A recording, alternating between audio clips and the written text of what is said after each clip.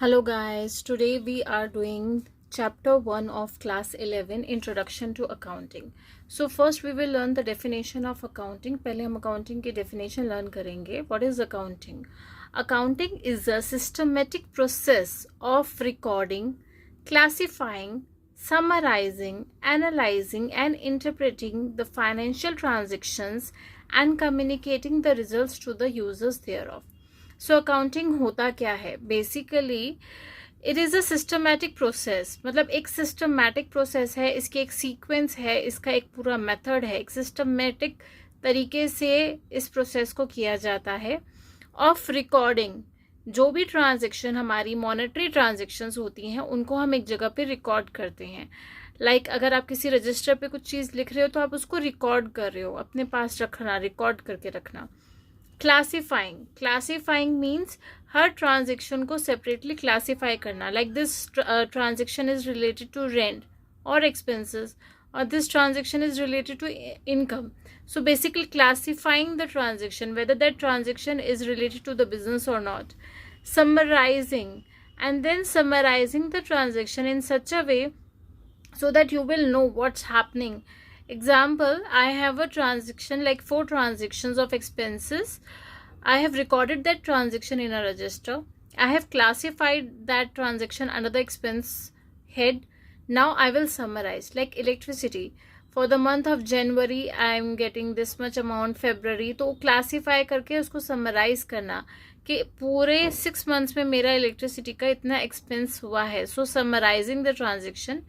Analysis, after recording, classifying and summarizing, we will analyze the transaction, what's happening.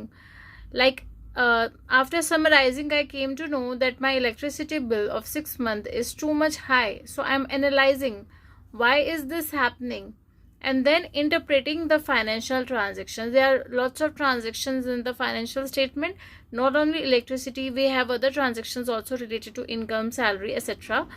So after recording, classifying, summarizing and analyzing the transactions, we will do the interpretation of the financial transactions कि हुआ क्या है.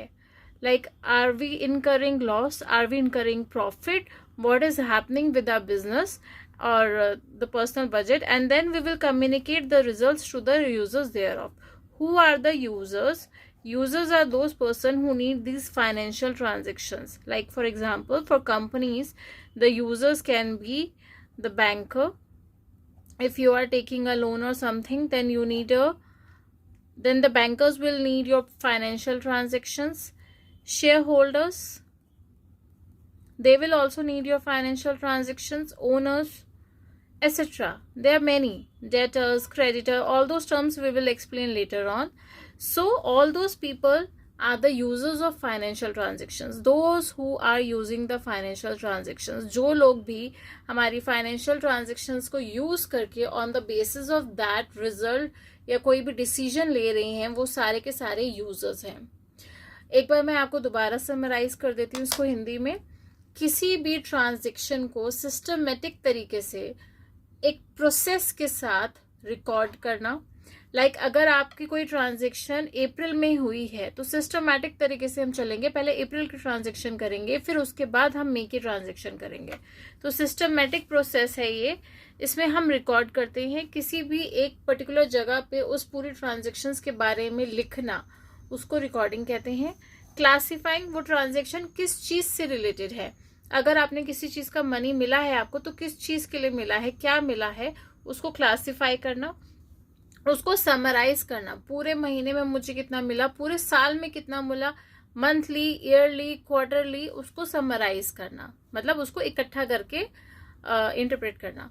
Analysis, जब record किया, classify किया, summarise किया, उसके बाद हम उसका एनालिसिस करते हैं. एनालिसिस मीन्स कि क्या हो रहा है, हमारे अकॉर्डिंग क्या हो रहा है, फिगर्स हमें क्या एक्सप्लेन कर रही हैं.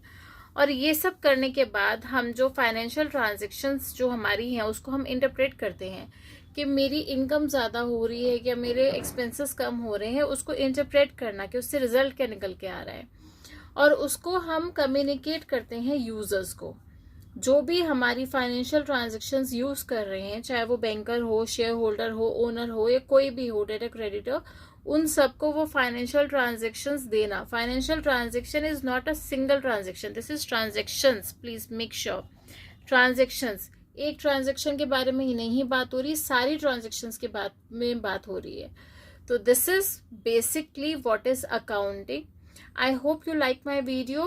For more tutorials, please keep on watching my videos. Thank you so much for watching. Bye bye.